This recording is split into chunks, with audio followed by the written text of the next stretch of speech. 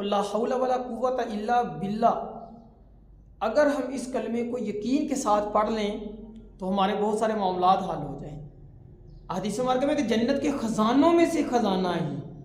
हज़रत इब्राहीम अलैहिस्सलाम की जब मुलाकात हुई थी ना आप अलैहिस्सलातु वस्सलाम से, तो मैं अपनी उम्मत को सलाम कहना और वहाँ भी ला हौला वला कुव्वता इल्ला बिल्लाह पढ़ने का जिक्र है।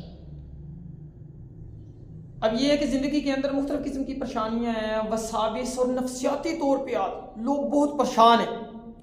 और यकीन करें औज़ु बिल्लाहि मिनश शैतानिर रजीम, और ये ला हौला वला कुव्वता इल्ला बिल्लाह नफ्सियाती मसाइल का बड़ा ज़बरदस्त हल है। यकीन के साथ पढ़ा जाए ला हौला वला कुव्वता इल्ला बिल्लाह। या अल्लाह मेरी तो ताकतें ही नहीं है, या अल्लाह तो मैं कमज़ोर हूँ, या अल्लाह उरूज और बुलंदियाँ और ताकतें तो तेरे पास ही हैं।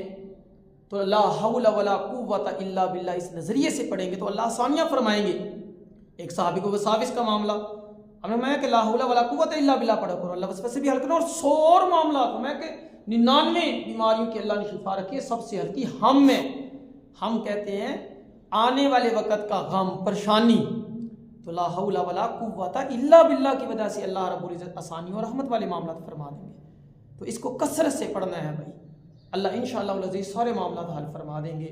इसमें इम्तिहान, रिज़्क़, परेशानी, बीमारी, तकलीफ़, दुख, हम, गम, वसवसे, ला हौला वला कुव्वता इल्ला बिल्लाह।